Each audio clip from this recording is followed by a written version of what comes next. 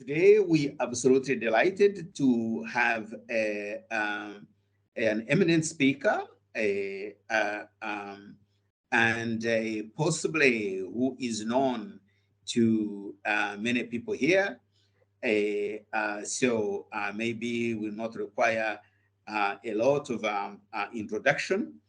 But in the as usual, we would like to introduce our key speakers for today. We are delighted to have Professor Sandrine Kablan, who is an active researcher in finance and has been strongly associated with the research activities of the Center for Global Finance here at SOAS. Now, Sandrine has also been active in the research of the African Economic Research Consortium, and indeed has also been active in the research at the African Development Bank, and has mainly focused in the main areas of banking and finance.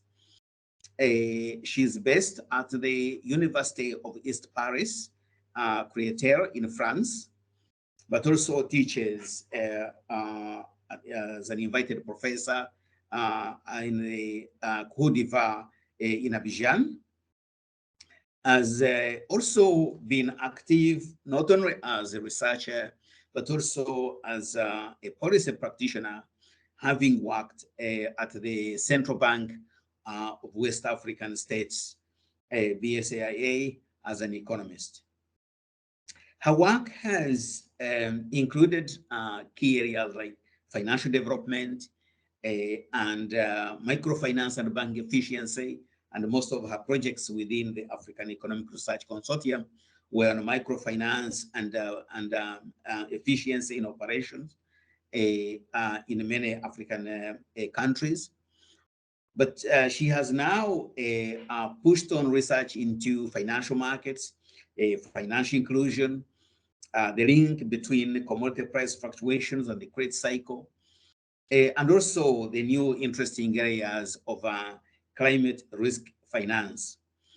And in this particular paper she's sharing with us, she looks at what we traditionally refer to as the natural resource-based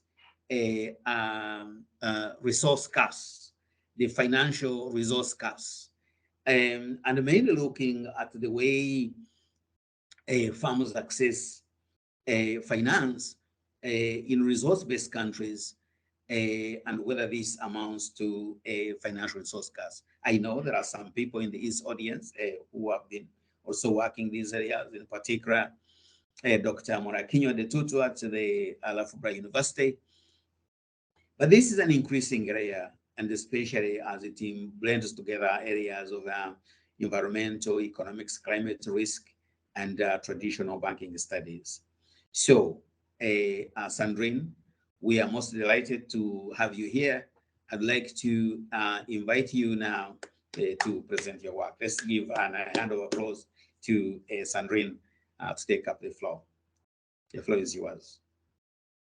Thank you, Victor. I'm very pleased to be with you this afternoon to present my paper, the paper that I made with Olivier, Damette, and Clement Mathonnat. As I say, they are professors at the University of Lorraine. Me, I work at the University of East Paris, Créteil.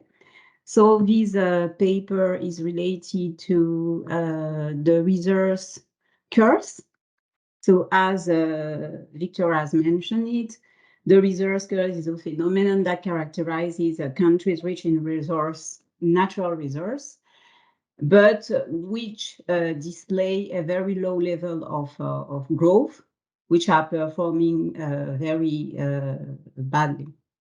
So this phenomenon was pinpointed by Sachs and Warner, and after Sachs and Warner, there have been many papers that have been written on that.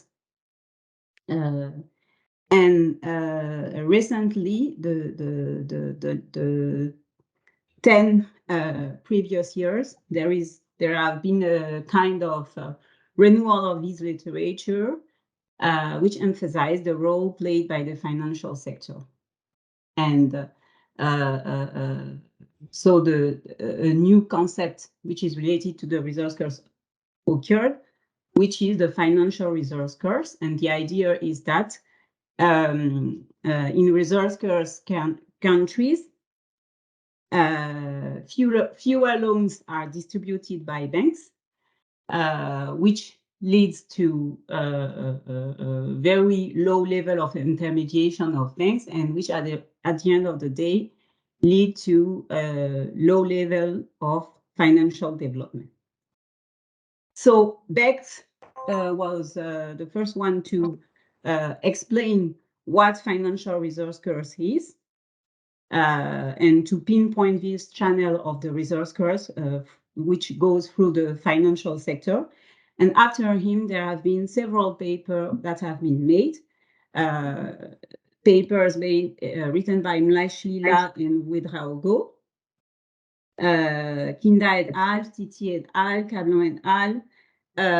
But all those papers analyze this concept through the banking system, and they use either bank level data or macro level data. But still, when we think about bank intermediation and the distribution of credit by banks, if the financial resource curves refer to the fact that banks distribute a few loans, it means that in front of banks, firms have some difficulties to access credits. So this way of analyzing the financial resource curves has never been tackled in the literature. So this is what we are going to do. And therefore, in our paper, we raise the following research question. How does the abundance of natural resources at the macroeconomic level in resource-based countries adversely influence firms' access to finance at a microeconomic level? So as I was saying, the literature has never treated the issue under this angle. And this is an interesting way to address the question. Why? Because firms' financing is important for growth. And if firms are not able to easily access finance in order to implement their activities, they won't perform well. So this means that at the end of the day, the whole economy won't grow properly. And this could also bring an explanation for the Dutch disease channel of the resource curve phenomenon. So our hypotheses are the following. Firms operating in resource-based countries have less access to finance than firms in non-resource-based countries. And these, at the end of the day, lead to less developed financial systems. And also, the fact that firms have some difficulties to access finance, it means that there is a kind of credit rationing to firms, but especially it may be more pronounced for firms operating in non-resource sector. And this is why we think that if we are able to show this relationship, it will be a kind of adding to the explanation of the Dutch disease. So before analyzing the research question, let's have a brief literature review. So briefly, in the literature, there are three main channels explaining the financial resource curves.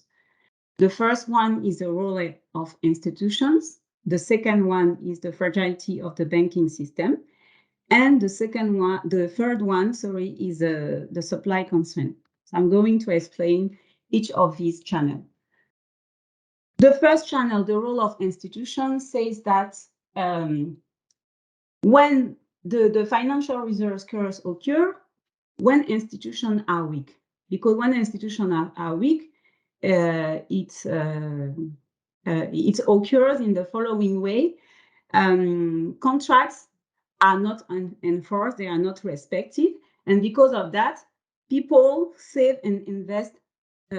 People cannot, when contracts are not respected and they are not enforced, people cannot save and invest large amount of money through banks because they are not sufficiently confident in banks. And at the end of the day, banks won't be able to fully play their role of intermediation. And this, at the end of the day, will lead to less financial development. So this channel of institution for the financial reserves curves was studied by Bhattacharya and Holder, but also Kasuri and Al. And their results are in line with those of Laporta and Al. Recall that Laporta and Al pinpoint the importance of institutions in the legal framework for the financial system. So those authors say that when the legal framework is properly defined and enforced, this gives incentive to economic agents to invest their money through banks. And therefore, at the end of the day, banks will properly play their intermediation role, and this will also foster financial development. So this channel have been broadly studied in the literature, but always by using macro level data. Now, as for the second channel, the fragility of the banking system, it occurs because of the fluctuations in commodity prices. In fact, this fluctuation of commodity prices is an important element that explains the resource curves. So it has been studied by Deaton, Dane, Bruckner, and Ciccone, and Blanchard and Galli. They stress the impact of the negative shocks of commodity price on the GDP. So they explain that both negative shocks negatively impact the GDP. And at the end of the day, what happened if there is a strong decrease of a commodity price, natural resource price? It means that firms evolving in the natural resource sector will be the first to be impacted because they will have low level of windfalls coming from the exports of resource of natural resource. So at the end of the day, this will impact their ability to repay their credit. And at the end of the day, this will lead to bank insolvability and also non-performing loans and even credit crunch. So there have been many empirical evidence about the impact of commodity price fluctuations, and most of the time they make the relationship between commodity price fluctuation or shocks on commodity price fluctuation and financial crisis, financial stress. So these are the paper, Ebert and Presbitero, Demfo and Into Janfi, and Beck and Polecki. Finally, the third channel is the supply constraint. So it has been highlighted by Atkinson, Hamilton, Van der Ploeg, Hareski and Van der Ploeg, and Venables. What this channel says is resource countries are characterized by one thing. When they receive resource windfall, those resource windfalls are used by the government for consumption expenditures. They are used to finance the resource sector. Therefore, they don't go through the financial system to other sectors of the economy. And because they don't go through the financial sector to the other sector of the economy, it means that at the end of the day, financial institutions don't really play their role of intermediation, and these lead to the kind of atrophy of the financial sector, the low development of the financial sector. So this supply constraint also says that there is low saving investment in resource-based countries, and because of that, because the money that comes from the resource exploitation is not intermediated by the financial sector. The financial sector is limited in its intermediation role, and therefore the financial system and therefore this leads to a low development of the financial system. Again, there is another channel, that explains the supply constraint. This channel has been raised by Samirdi, Gilfasson, Ebeke, and Al. And it goes through education. Why? Because in the resource curse literature, many authors, and beside those that I've just quoted, many authors have pinpointed the importance of education. And they say that in countries, in resource-rich countries, because of financial windfall, because there are a lot of financial windfalls, those windfalls reduce incentive to acquire higher level of education.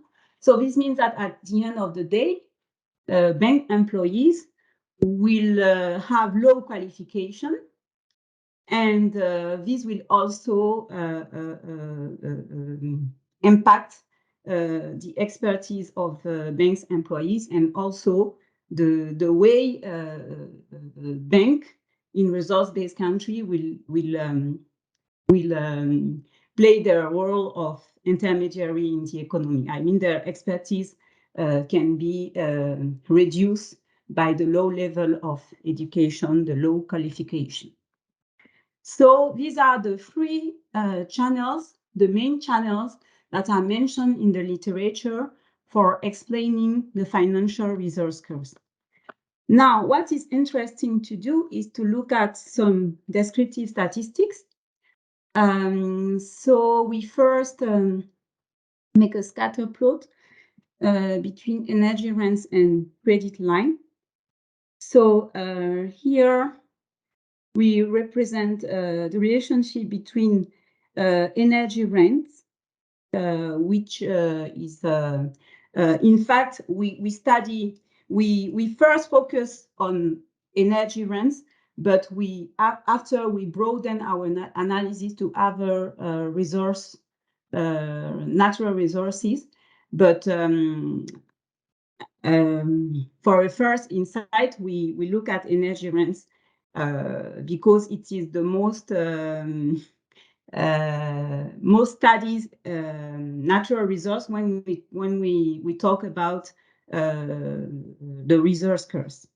So what we can see here is a negative relationship between credit line and energy rents, which is in line with our intuition, and which also suggests that there may be financial resource curves, which goes through the channel of firms' access to finance, because credit line is measured as the percentage of firms in a considered sector that have access to a credit line from a bank or another financial institution.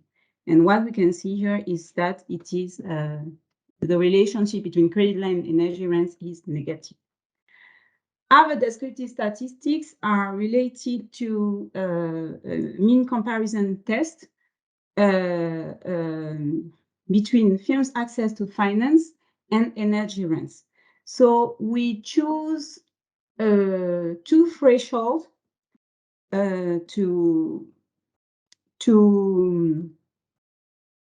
divide the sample that we had to decide. Sorry, we choose two thresholds to decide whether a country is a resource-based country or non-resource-based country. So the first threshold is whether or not the country has energy rents that is superior or equal to 5%. So if it is the case, it is a resource-based country. If it's not the case, it is a non-resource-based country. And the second threshold is 10% of GDP. So what we can see is that the mean test is significant. And more important, we can see that resource-based country, firms access to finance is on average 27%, whereas in non-resource-based country, it is about 40%. So this is when we consider the 5% threshold. And when we consider the 10% threshold, the difference is wider. 25% for firms operating in resource-based countries, and 38% for firms operating in non-resource-based countries.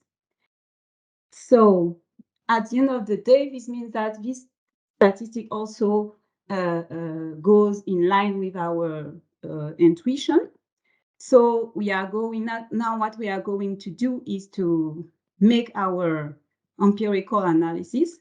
But before, I would like to present you the databases we use. In fact, our database is a bit part specific. Why? Because we have to use variables that are micro-level variable, but also macro-level variable. For example, the micro-level variable we are going to use, and which will be the dependent variable in our regression, is the credit line variable, firms' access to finance. And the macro-level variable is of interest will be the resource rents. So for micro-level data related to firms, because we are going to use, of course, firms' access to finance, but other firms' characteristic variables, we use the World Bank Enterprise Surveys. And for macro-level data related to countries, related to characteristics of countries, we use World Development Indicators. So World Development Indicators is widely used and is well known. So you have many macroeconomic variables, and among which you have the resource rents as percentage of GDP and other countries' characteristics. Now, as for the World Bank Enterprise Surveys, it is a micro-level databases. In fact, it is a firms databases, which includes a representative sample of small, medium, and large firms operating in non-agricultural, formal, private sector. So we have many sectors that have represented.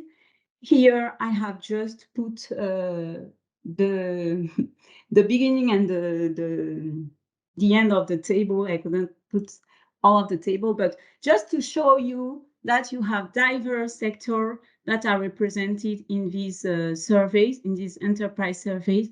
For example, you have enterprise for basic metals and metals product sectors, from the electronic sectors, from food sectors, IT and IT services, metals, machinery, manufacturing, services, retail, textile, etc. So the World Bank Enterprise Survey covers the period 2006-2020. but we will stop at 29 because we were limited by the availability of the variable resource rents. And in this World Bank Enterprise Survey, you have 140 countries that have been surveyed, once or several rounds of surveys. You have more than 156,000 firms, and you have 52 sectors. So in our study, to make a consistent work, we have to reclassify the sector in 25 sectors, because as you can see here, you have some sector that can be gathered because they are quite close in their activity, but also because sometimes there are very few firms. So for us it seems interesting to gather some of the sector when they were very close in their activities. But when we do the robustness check, we show that it didn't change the results. Our results were robust even to the change, to the redefinition of the sectors. So one thing that is interesting to know about these databases is also the fact that the surveys are not regular for all countries. So I take an example. I take two countries as example. First country, Argentina, and second, Cameroon. Argentina was surveyed in 2006, 2010, and 2017. So you have 3 rounds of survey. And for Cameroon, you have 2 rounds of survey in 2009 and 2016. So this means that these databases don't allow us to make a panel data, because it's not really a panel data. So we will take this into account while compiling the data and while setting our methodology and also our regression. Again, I have to pinpoint some specificities of our sample and databases. We have to keep in mind that those countries that are surveyed in the World Bank Enterprise Surveys, in the sample, we don't have some Middle Eastern countries. Why? Because they are not surveyed. So it is one flow of the databases, especially for the study we are doing.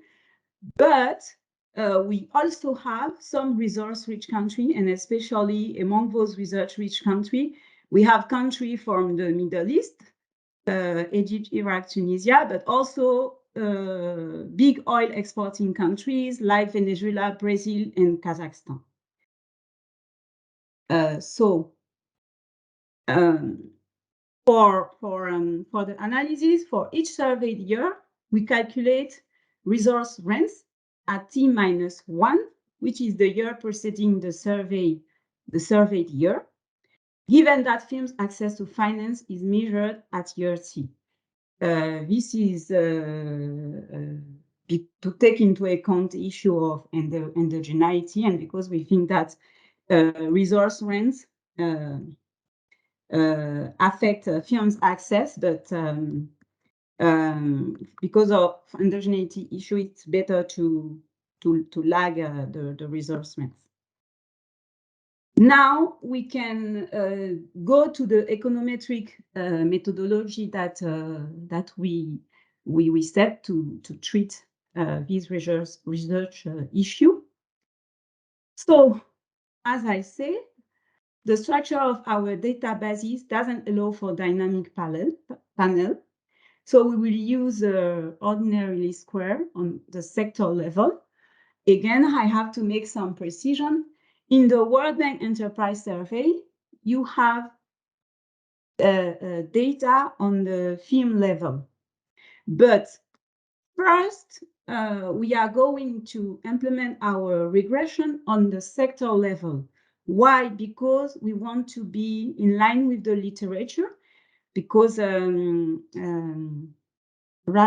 and I mean, in the literature, it has been shown that yes, I think it's Rajhan and Zigales. They showed that analyzing firms' access to finance at the sector level, we better allow to grasp firms' constraint, the constraint faced by firms.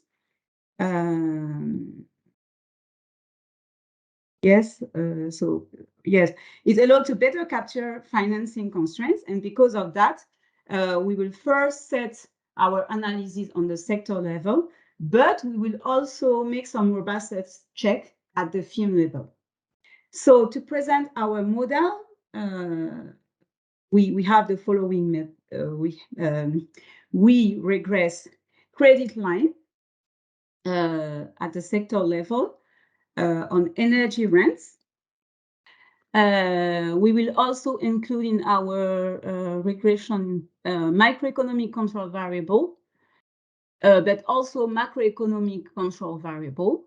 So as I said, microeconomic control variable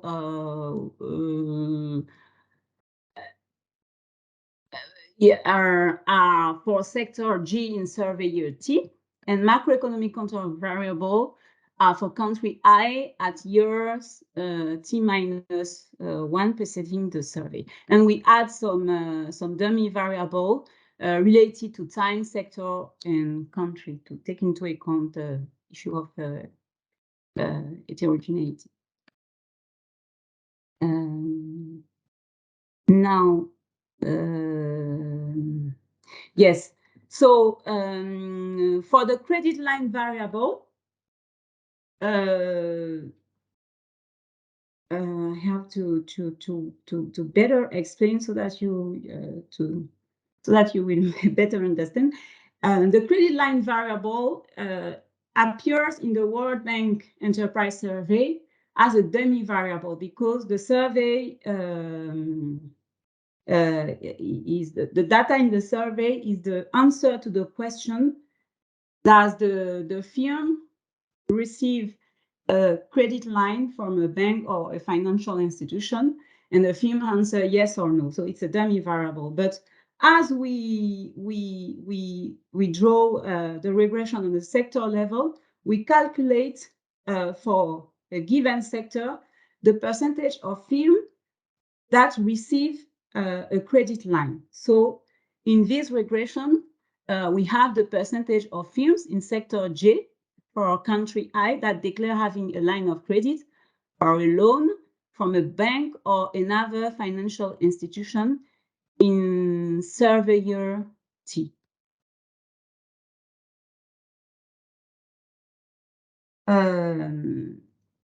So as I said, for each country and for each country and year of survey, we compute the average value of the credit line variable by business sector. Why? Because the business sector represents a structural factor determining firms' ability to access external sources of financing. And this allows us to better capture financing constraints. So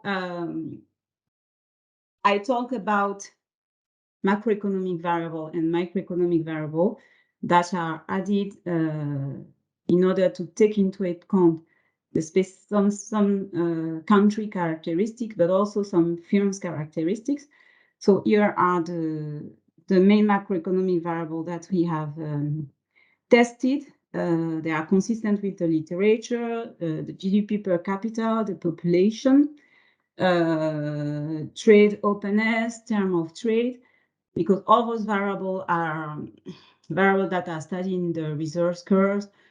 Trade openness, for example, is a very specific variable that are tested in this literature. The population, because it measured the size of the market, and also regarding firms' characteristics, we have firm size, because in the literature it is explained that firm size determines firms' access Smaller firms have more difficulty than larger firms. Firms age for the experience of the firm, which can also determine access to finance. Firms export because when a firm is open to trade, it is more competitive, and it sends a good signal to financial institutions. So here are our regressions. So as I said, we begin our regression without fixed effects, and then we add the different fixed effects. And what is important to notice is the stability of the coefficient, but also the negative sign of the coefficient, which is consistent with the financial resource curves, because it means that energy rents has a negative and significant impact on firms' access to finance. And again, so when we keep the fifth regression with time, sector, and country fixed effects, we can see that the coefficients are steady and also significant and negative. So we first add our macroeconomic variable. And what we can notice is that none of them are significant. And then we add the firm's characteristic variable, and the only one that is significant is firm size. So it is positive and significant, which is consistent with the literature, and which means that the larger a firm is, the easier it will be for it to have access to finance. So at the end of the day, when we consider both macroeconomic variable and microeconomic variable, only firm size is significant. So we decide to keep in our regression our variable of interest, energy rents, lagged by 1 period, and firm size. So these the ninth regression will be our baseline regression. This means that we are going to make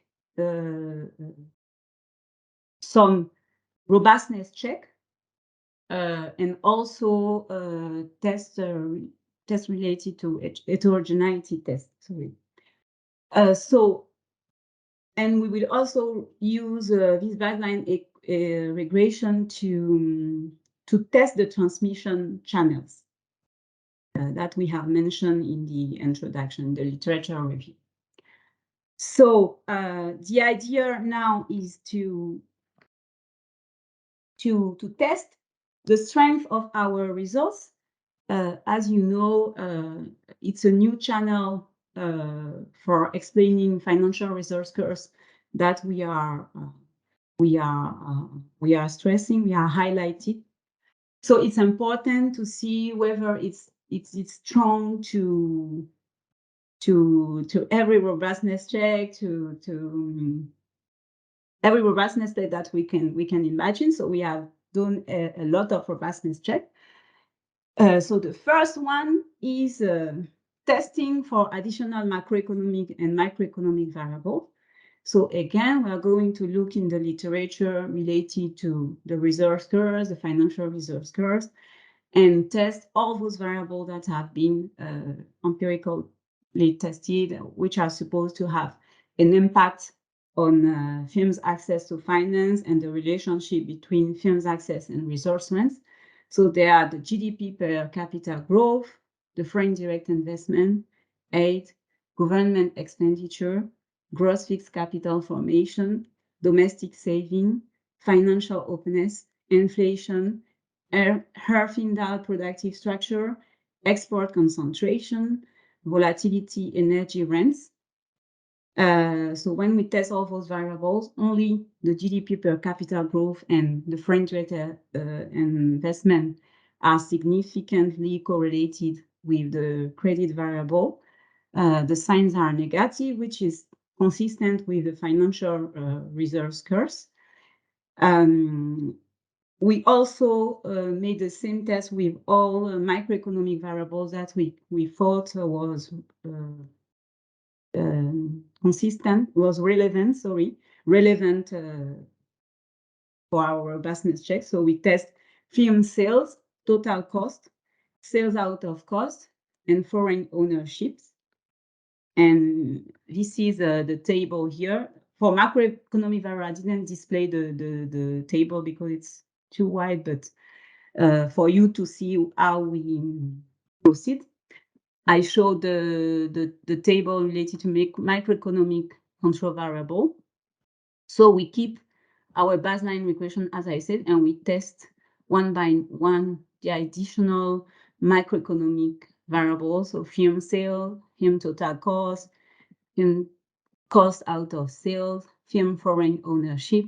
And what we saw is that firm foreign ownership is the only variable that is significant with a negative sign, which is also consistent in the sense that because it's a dummy variable which takes the value 1 when the firm is has more than 50% of its capital, which is owned by a foreign company. So it means that at the end of the day, when it is so, the foreign company will prefer finance itself abroad than in the country. So this stress the idea of difficulties in firms' access to finance. Now, the second firms level estimates, the second robustness check, is related to firms level estimates. So we check the robustness of our sector level estimates by doing a firm level estimate. So this is what I was explaining. I said that to be in line with the literature, to be consistent with what had been done in the literature, because we thought that firms, the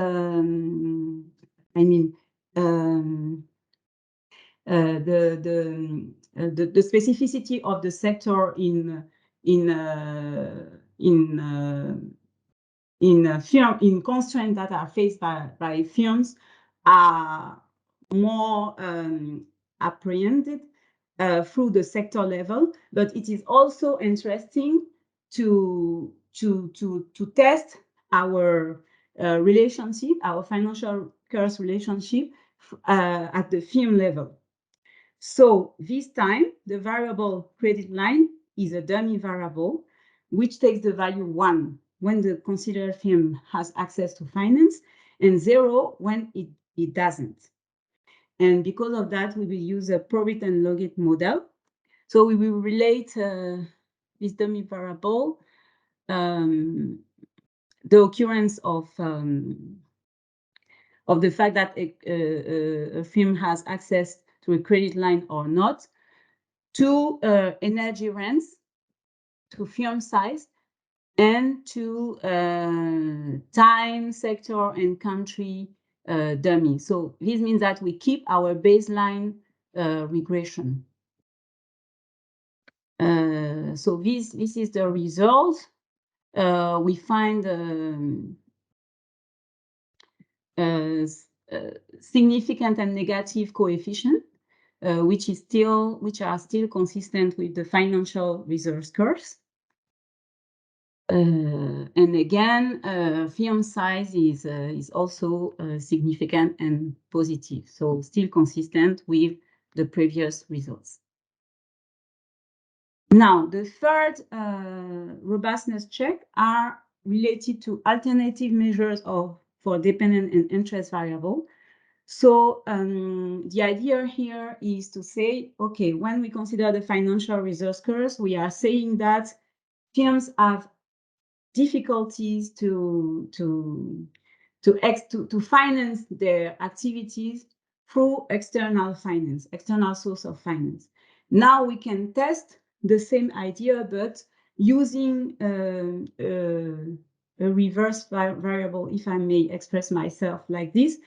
This means that we are going to test the fixed asset internal variable, which is the share of firms' fixed asset investment financed through internal funding. So we are going to test whether or not we have this time a positive relationship between firms' internal source of finance and energy rents. So this is what we are doing here. So still we have the baseline regression, and we test this variable, the share of firms' fixed asset investment finance through internal findings, and we find a positive and significant coefficient. So we test it at the sector level as well as the firm level, and we can see that the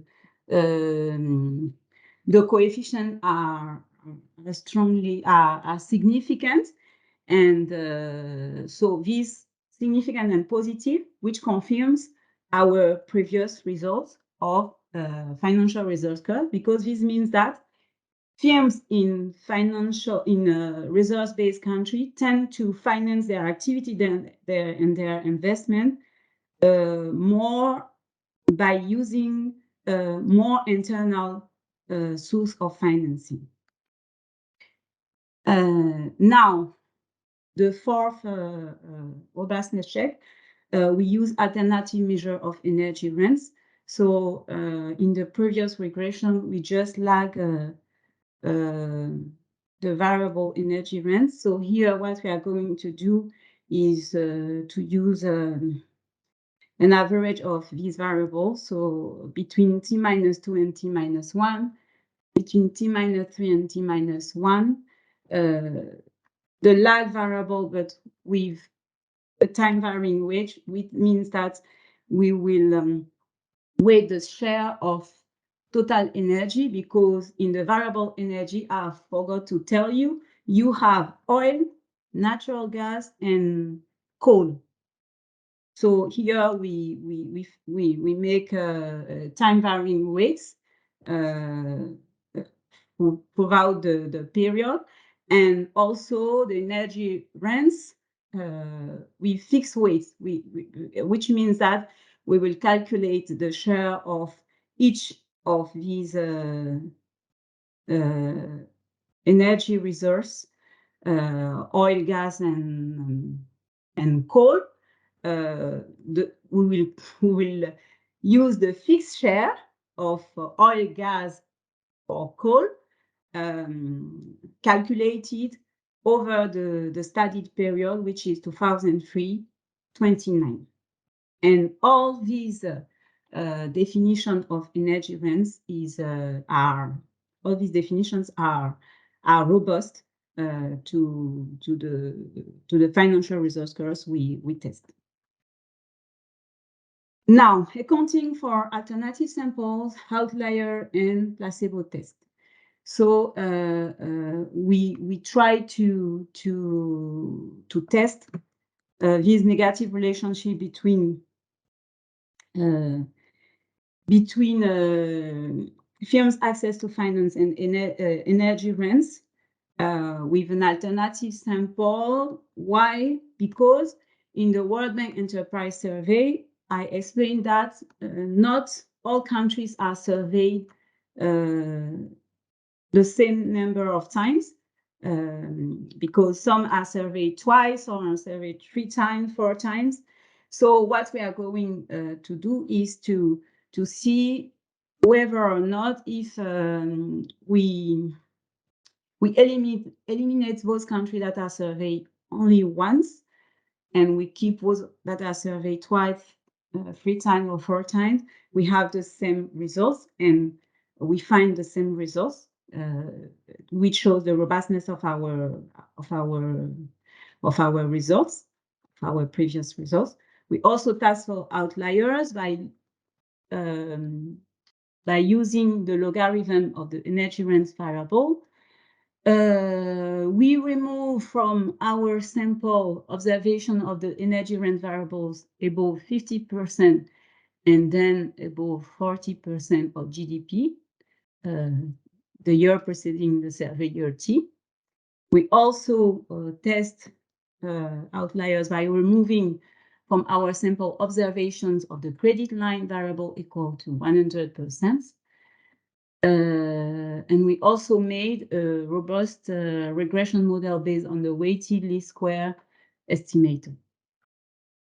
And finally, we made a placebo test.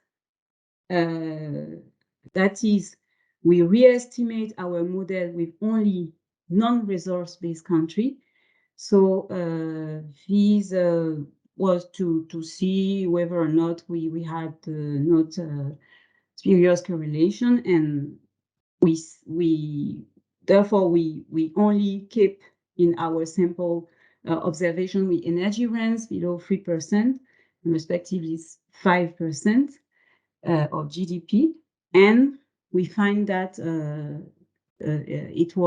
our results were still robust.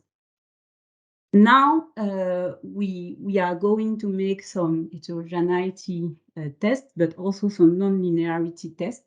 So we begin with the non-linearity test because in the literature it is some of us question about the linearity of the relationship between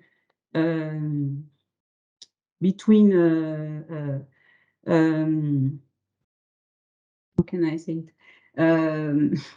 Between, I mean, the linearity of the variable that is supposed to capture the linearity between the relationship between energy rents and the variable that are supposed to apprehend the resource curves.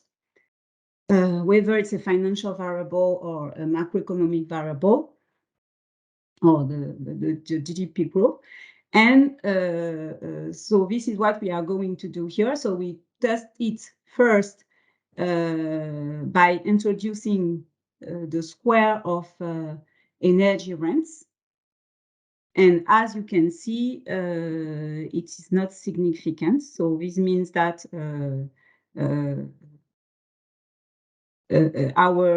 the relationship between firms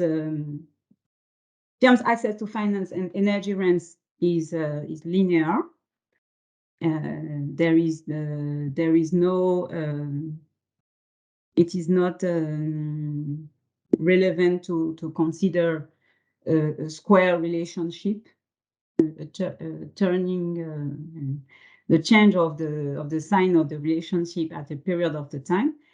And we also divide the sample between two to see whether or not the countries that display the higher level of energy rents are the one who will be concerned with this issue of financial resource curve. So we split first the sample between two subgroups and after between three subgroups.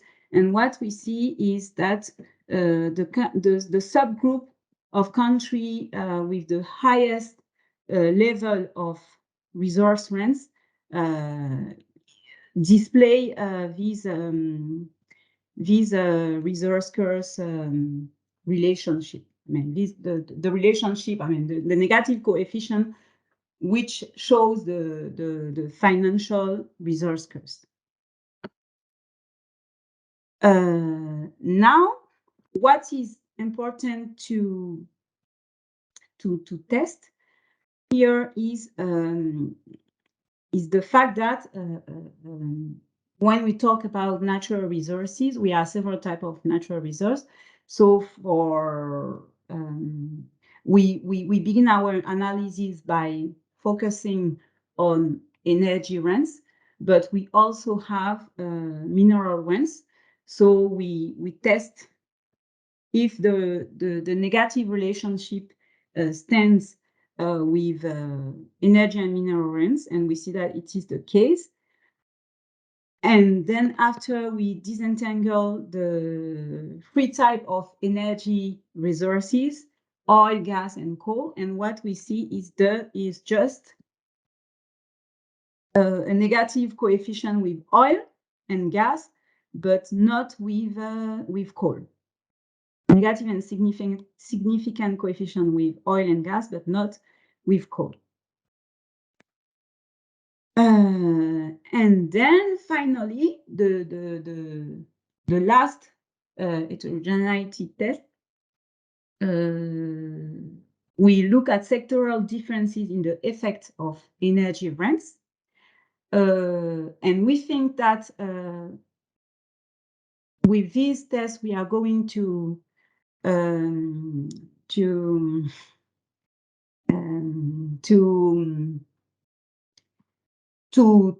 highlight the Dutch disease phenomenon and how it could be explained through firms' access to finance.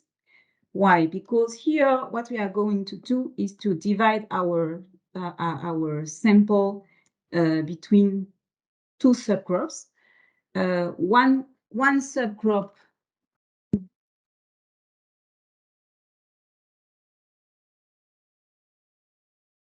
So one subgroup made of sector and firms, sectors related to the natural resource, and sectors non-related to the natural resource. So non-resource sector and resource sector.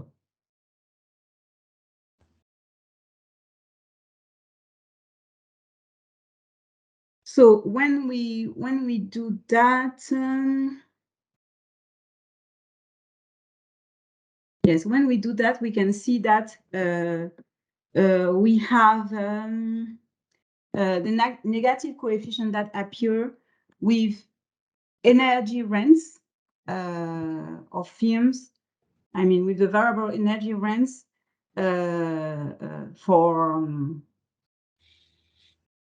with the variable energy rents for firms operating in non-resource. Let me retake the explanation. Here we try to relate the variable credit line to the variable energy rents, but we make the difference between those firms which operate in the non-resource sector and those firms which operate in the resource sector. And what we can see here is that the negative relationship occurs for the firm operating in the non-resource sector.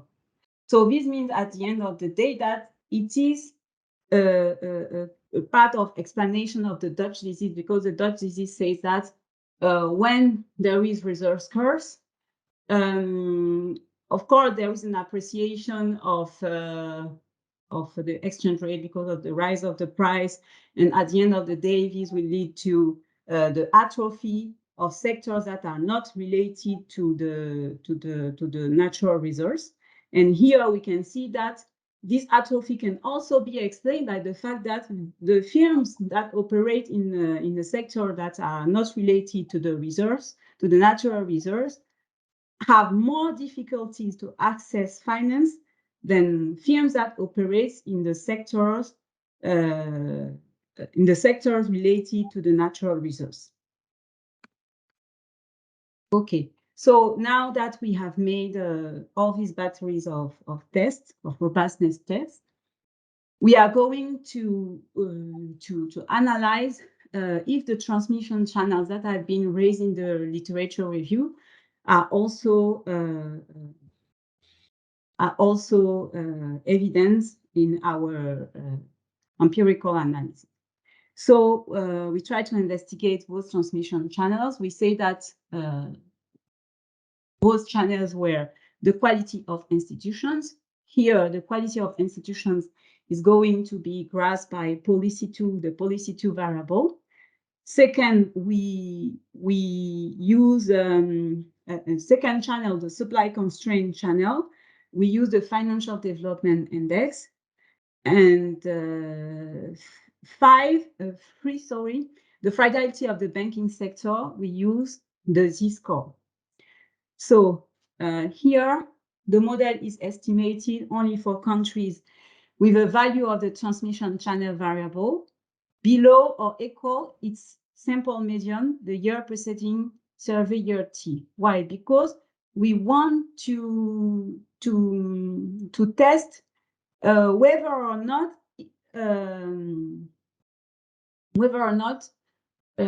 we have the financial reserves curve through a channel when it is weaker. How can I explain? When it is weaker than the median level. Why? Because the underlying idea is that, for example, if you take institution, the weaker the institution is, the more you will have the probability of occurrence of the financial resource curve. Okay, so to test this, we do it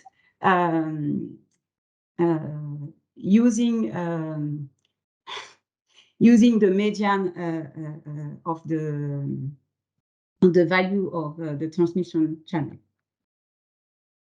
So what we found is the following. So for the quality of institution, we can see that we have, when we test the variable energy range, we have a negative and significant coefficient. For the bottom 50% of countries that display the lowest value of the policy 2 variable, and it's not significant for the top 50% of the country that display the variable policy 2. And the same for the supply constraint. And finally, for the financial fragility, the coefficients are negative, but not significant. So this means that at the end of the day, we find the transmission channel. We find that there is an explanation of the financial reserves curves through firms' access to finance with 2 over the 3 transmission channels raised by the literature.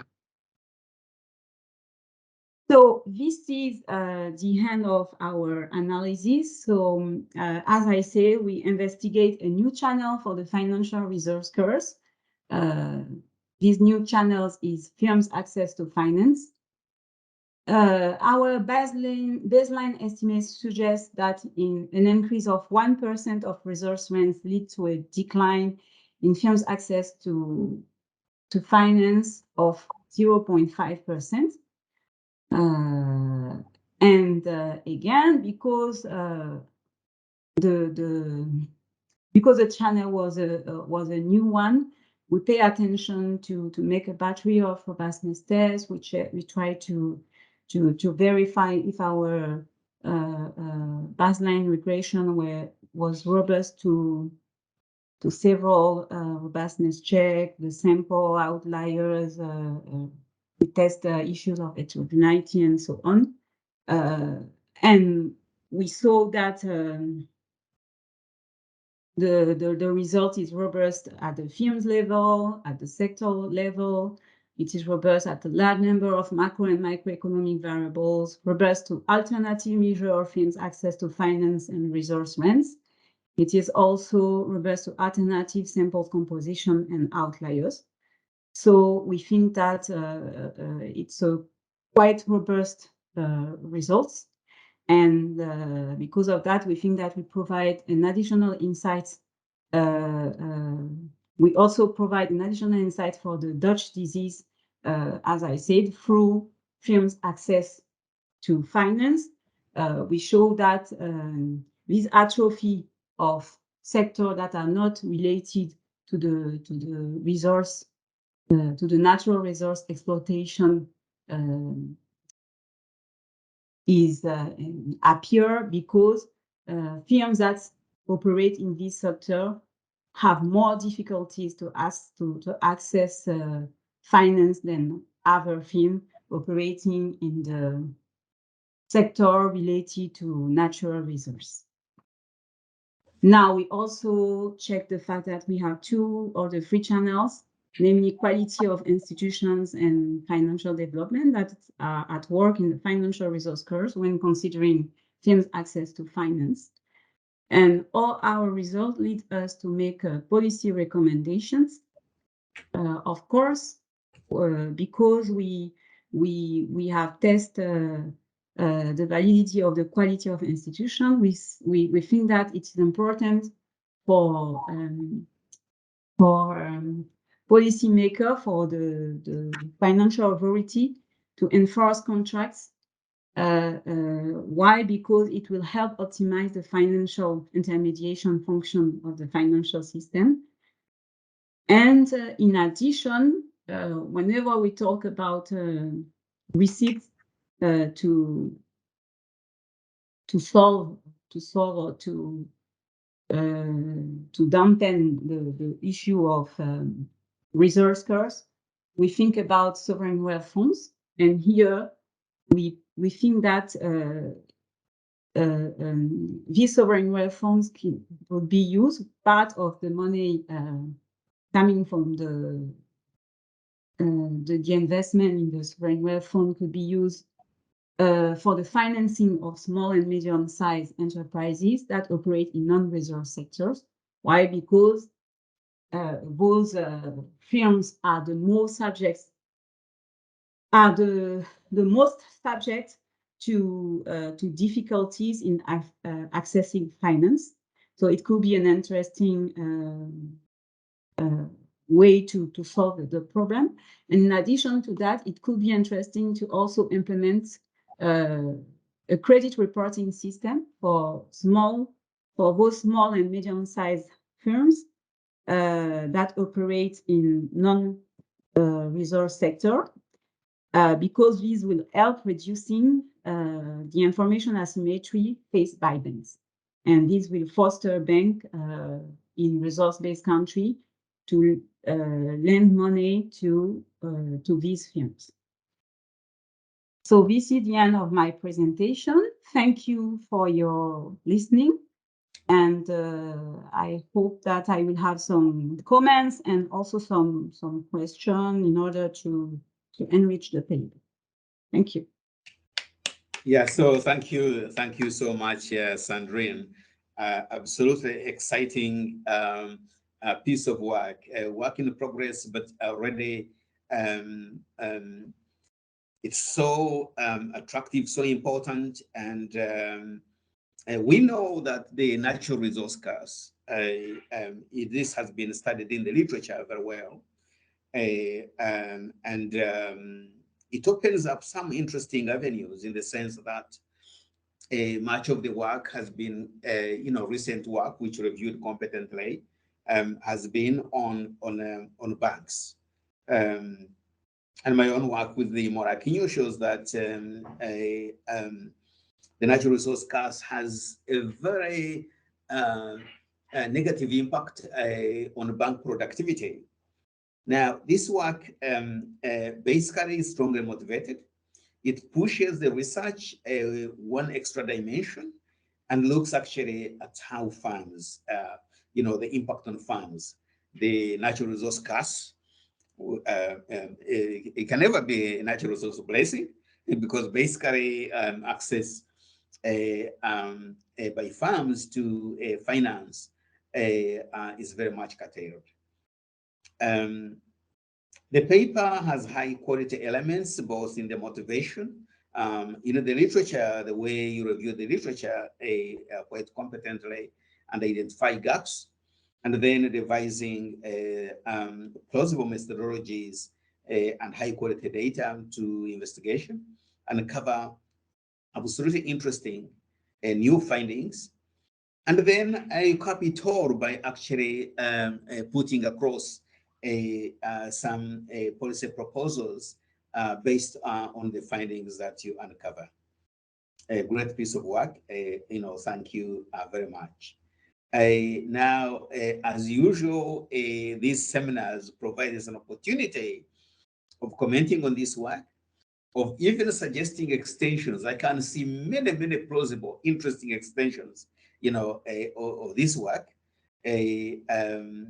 both from the corporate finance side, but also in the banking sector, and also in environmental work on looking at natural resources, especially oil and gas, even coal, which is covered here. So let's take a number of comments. Already, I can see 2 hands up. Joshua and Issof. It's not clear who came first. I think this version does not tell me which. Okay, so maybe I'll take the order in which they are. Issof first, and then Joshua after. Let me just turn on my camera. Okay, thank you. Then I will start, and then after you can come back. Okay, thank you very much. I mean, Sandrine, what I would say probably, I mean, really excuse me because I really came late. I mean, actually, because it's an early year in Quebec, actually. But basically, I mean, this is really very interesting. I mean, actually, topics as Victor pointed out. I mean, actually, and it's really timely also. Actually, I just have my first one is basically clarification. As I told you, because I wasn't here at the beginning of your talk, probably you already said that the sector of the firms is not clear to me how you identify them, actually, the sector of the firm, because I think, I mean, I saw that at the end you talk about, I mean, natural resources, firms that are in natural resource sector and firms that are not in natural resources. How do you identify them clearly? Because you see some of the firms, they can be, I mean, maybe they can be in a relationship with those firms that are in natural resources sector and so on. Then I don't know clearly how you identify them actually, but that's just a clarification for me. But really, I think, I mean, what will really enhance, I mean, the quality of this paper is to be able really to pinpoint really the market failure which actually explain what is happening. That's not really clear enough from the paper. I understand, I mean, you talk about the quality of institution, you talk about financial development, but basically put it like this way. Why, as a financial institutions, if I bring, I mean, we are two firms, I'm not in natural resource, the other one is natural resources. We come and then ask for a loan. If we are both goods, why, as a financial, I mean, institution, you will not give a loan to one and you will give to the other one? Somewhere there is a failure somewhere, right? I mean, because it shouldn't be working like that, right? Because if the two firms came and then they have the same potential and they present you with a good financial, I mean, statements and so on, so on, so on, then they should get funding actually. Then I think you really need to dig into that. Is there any bias, I mean, in the financial sector toward, I mean, those firms that are not in a natural resource sector? And also, I mean, is there any specific characteristic of those really firms that are not in the natural resources, I mean, sector, which make them really not access, I mean, actually to financing? I know in your recommendation, actually, you talk about SMEs, for example, as a policy, I mean, recommendation and so on. Then this almost seems to be saying that basically those firms that are not in natural resources sector, are they the SMEs? Are they much more small in size? I don't know. I mean, are they in the informal and so on? But basically, there is some market failure. Actually, you need really to pinpoint to be able to explain what's going on actually in terms of really economic beyond, I mean, the explanation actually to give more intuition actually to the reader actually. That's my comment. Other than that, I mean, a real congratulations, I mean, for this nice piece of work. Okay, so may I Thank you, answer Yusuf. now? Thanks very much. Yeah. Okay, thank you, Isu, for your question and your comments. Concerning the identification of sectors, as I showed in the beginning, we had the sectors that are identified in the World Bank Enterprise Survey. So I can come back on the picture.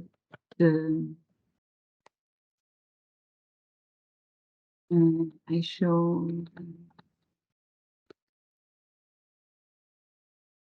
Yes, so these are the sectors, so they are clearly identified. And when you see, for example, this sector, you know that it is related to metal, so it can be related to it is related to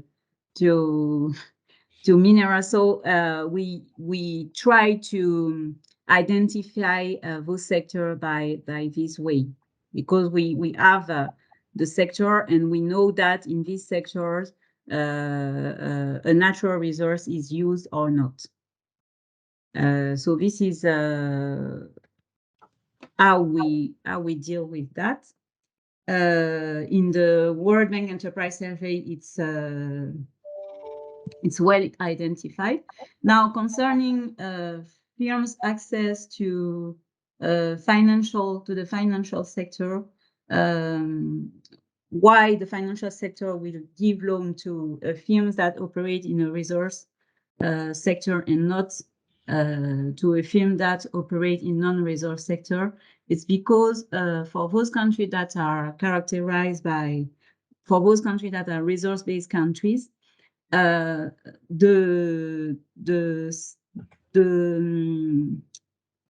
mean, the main sector, I mean, the sector which is the booming sector is the sector which is related to natural resources. So because it's a booming sector, firms will be more keen, banks will be more keen, to lend to these firms. Because they know that the whole economy of the country is based on this sector, and they will be more reluctant to lend to firms operating in other sectors. So I think that intuitively this is what I can give as explanation, and also the firms, as you say, the firms that operate in the resource sector are also very big firms. For example, if you take the oil sector, firms that are related to the oil sector are very large firms as compared to other firms. So they will be more able to have finance through the banking system than other firms. So this is what I can answer to your question. Okay, thank you very much, Sandrine. Thank you very much.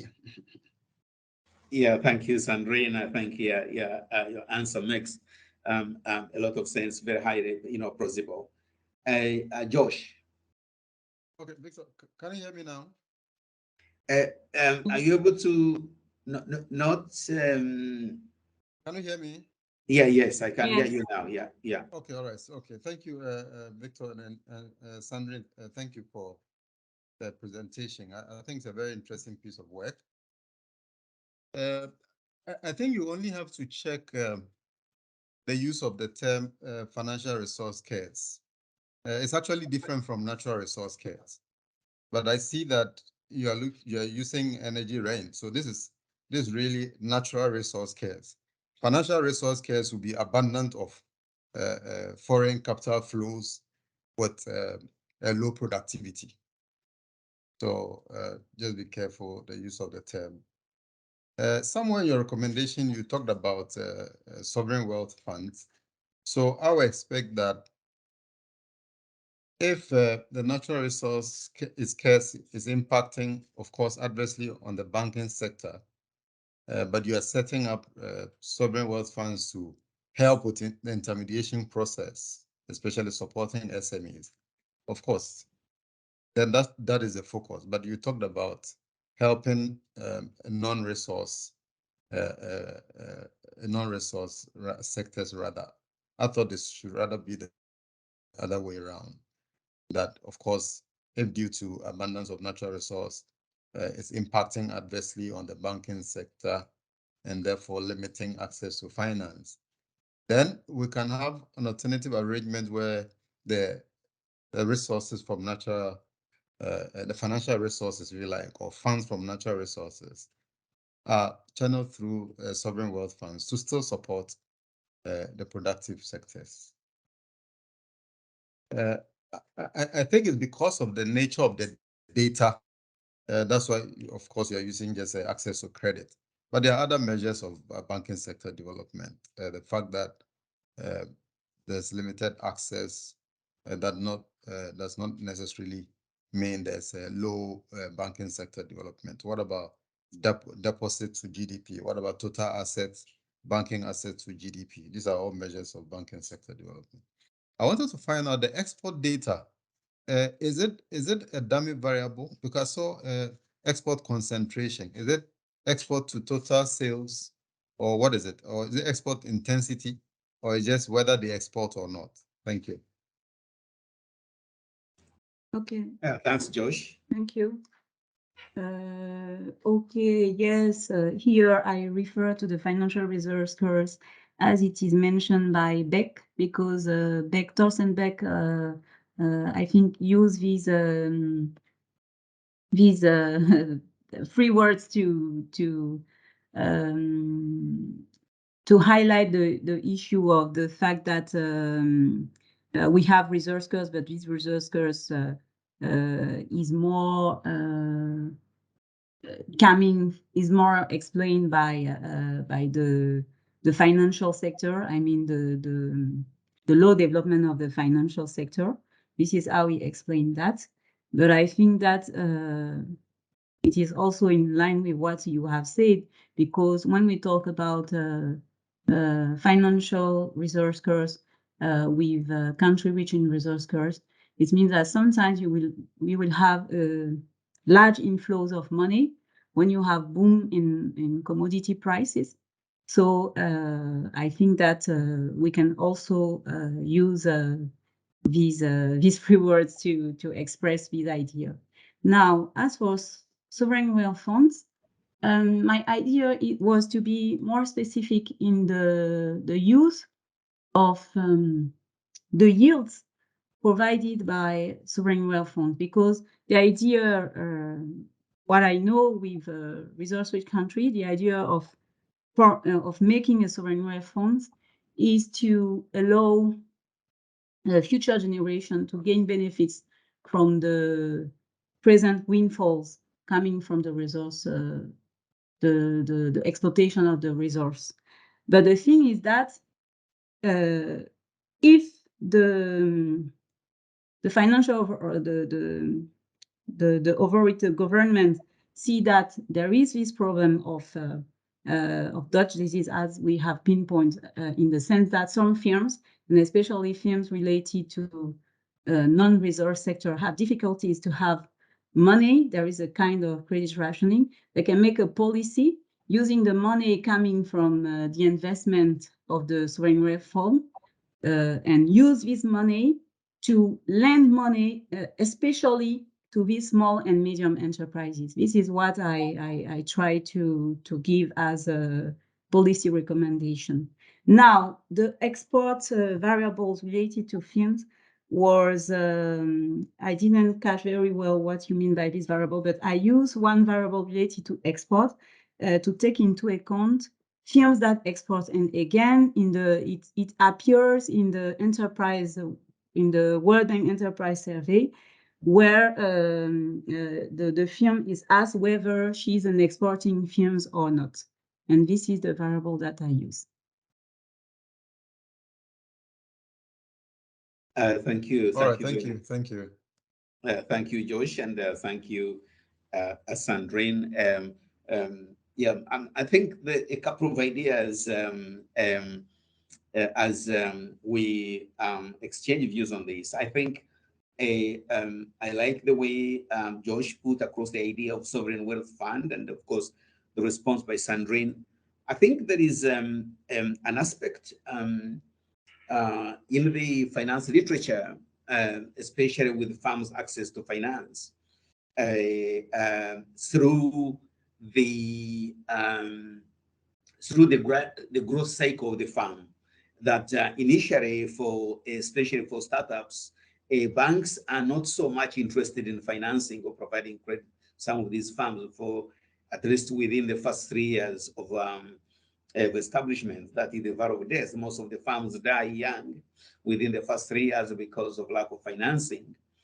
And maybe that is where sovereign wealth fund can provide the necessary support and finance before they become very attractive for banks. And therefore, the sovereign wealth funds are providing part of financing of the growth cycle of firms where a profit survey commercial banks may not be interested to go. So, but it's still, the question is possibly a little bit of discussion on what role are sovereign wealth funds providing or playing that is possibly additional rather than conflicting with the O, are inconsistent with the way banks finance firms. So they have a complementary role. And also there was a also discussion of the I think in the literature, I think it's a matter of the paper is basically about the resource cost initially. That is where the you are looking at the rents from oil, gas, and coal, and how that will contravene the access of funds from banks. So I think we can have an interpretation specific to that, so that we can be able to clarify the narrative in the literature. There are quite a number of interesting areas in this paper. I think both Isof and Joshua have been able to pick on some of these areas. And I find the innovation of measuring economic rents, that's actually very, very attractive. And maybe a lot of explanation go there. I was expecting that there would be a nonlinear relationship captured, whether, through the quadratic term, whether U curve or inverted U curve. Well, of course, we can't force it on, but it's interesting that the relationship only becomes, linear. And I like the farm heterogeneity argument.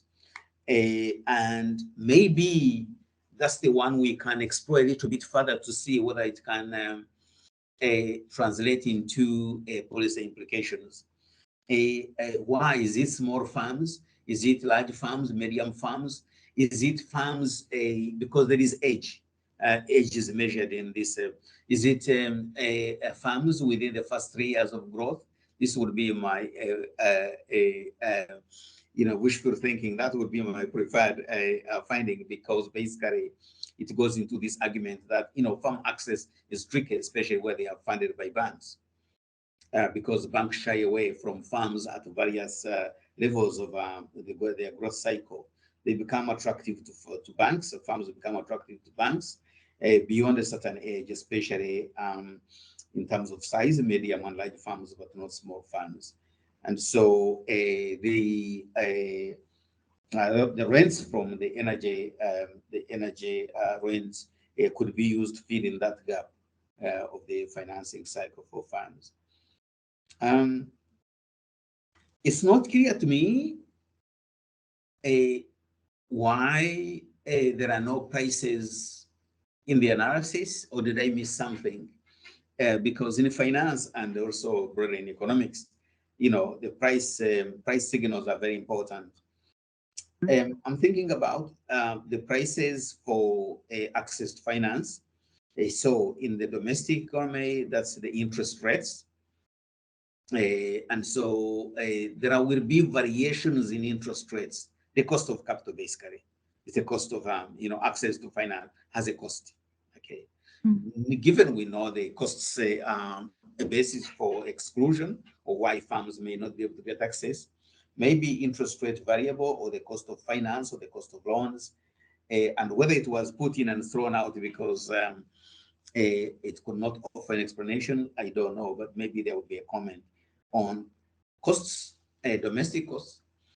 But since we have 140 firms in the paper, that's actually a very large sample. 140 countries. It's a very large sample out of about 180. So you are covering quite more than 70% of the world population, the world number of countries. The exchange rate is likely to play an important role.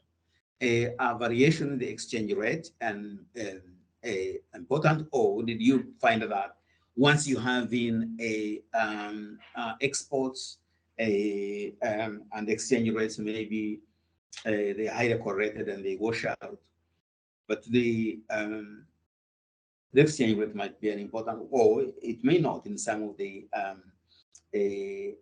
macro variables that you put in, you include in the model. I think this is the paper that the highest form of a robustness testing. There isn't possible any angle of robustness that that you didn't explore. And the nature of your regulations may not give so much as endogeneity problems. I don't know, maybe they are kind of addressed in the paper. But I think most of the issues where referees are trying to knock down the paper have been adequately addressed. Fantastic work. Yeah.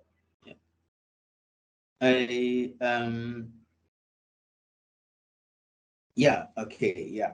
Yes. Athena, I can see a hand up now. Yes, Athena. Yes, so thank you very much, Sandrine. It was indeed a very interesting presentation. So, one thing that was not clear to me, maybe you mentioned that in your Could you previous speak up, please?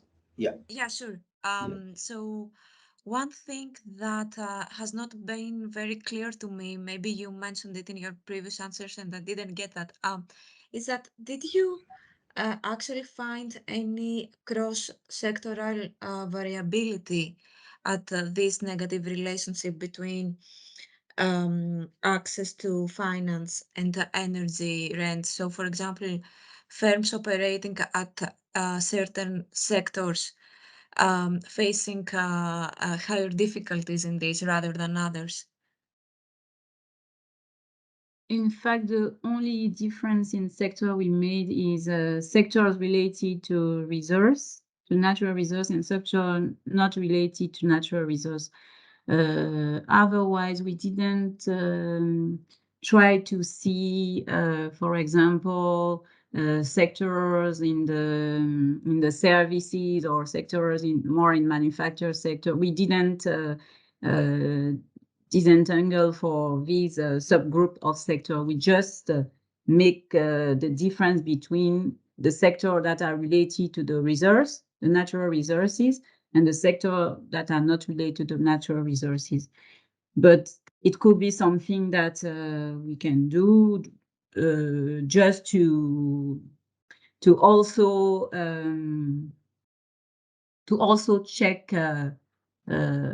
It could also be in relation with what Isuf has said, because the question he has raised is maybe there is also something that is related to the specificity of the sector, but we didn't do that. We just, we didn't test for the specificity of the sector. We just add the fixed effects related to each sector, but as I said, we don't consider, how can I say it? And we don't consider larger group of sector, like, for example, sectors related to services, sector related to the industry, or so on. You I think you understand what I mean. Yes, you're But clear. it is something that we can try to check. Why not? Again, to answer the comments of Victor, yes, we didn't think about the price for access to finance.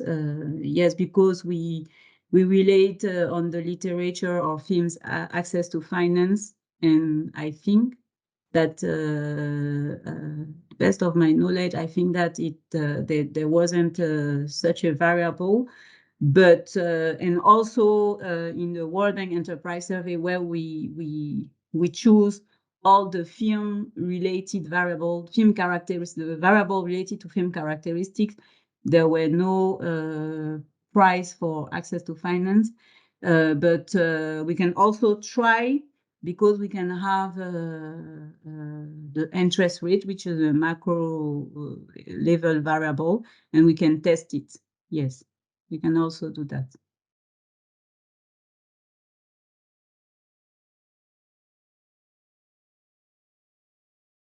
Yes, I'm muted. Okay. Yeah, I agree with you. I think there are some of the comments which will possibly only attract a footnote for explanation, just in case the referees get carried away. There is no doubt in my mind that this paper will end up in a high esteem journal, a 4 or a 3 at the most, at the least, a 3 and or a 4 at the most. And so there are only some, those comments attract some clarification. For example, given that the data is based on the or enterprise survey, maybe there'll be a need, just a footnote to say that the large conglomerates, the large multinationals of this world are excluded from this survey because people working in multinational finance or international business are likely to have a different view of this because they might be looking at the multinational firms. This paper is not addressing those firms. And so that clarification goes in straightforward and now doesn't become a point for detracting from the good quality of the paper. Absolutely a great paper.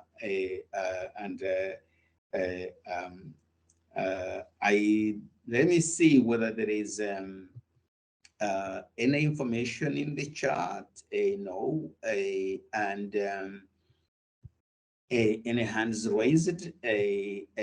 No, and yeah, this is a great work that will definitely motivate some additional work in many dimensions. And Asina, you mentioned one of those, like the sectoral division, the various sectors according to sectoral classification ICs. That would be a different paper altogether. To say maybe farms, manufacturing farms have a high tendency of, that's a different kind of thing. There is also, of course, on the nature of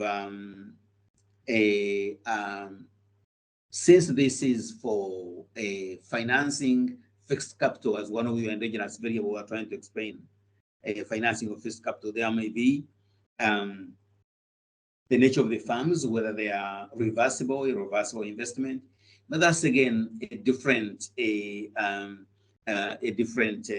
paper altogether. Or the farm's investment behavior rather than access to finance. Oh, that would be very attractive also. Farm's investment behavior. This is because you are now you have access to finance equations. There you will be looking at investment equations, and you see whether the natural resources, rents, enable farmers to finance themselves much more. From this paper, you are saying actually that you are looking at the way the farms being funded to add to the access to add to new resources for investment or financing for credit, basically for expanding. But investment decisions are different. So farms' investment decisions are natural resource, because expectations would be if the natural resource blessing, right, then the farms should be able to immerse themselves with all these resources and finance further investment quite quickly. But maybe not. Maybe then investment becomes a problem. So again, we are starting now to explore a new dimension. There will be a footnote to say this is an area for further research, but it's completely different from your, So you are not criticized in those areas. Fantastic work. Please join me in giving a hand of applause to Sandrine and for excellent work. So Sandrine, if you want to give a reaction, please go ahead and then we can close. Okay, I was very pleased to make a presentation. I received many comments and many interesting comments because as you have noticed, there are many things that we didn't think about, me and my co-authors, but they can be things to test again, to reinforce the strength of our results, and also the opening through a new topic of research that you give us, Victor, are very interesting also. So I was very pleased to present and to receive all those comments. Thank you to you all.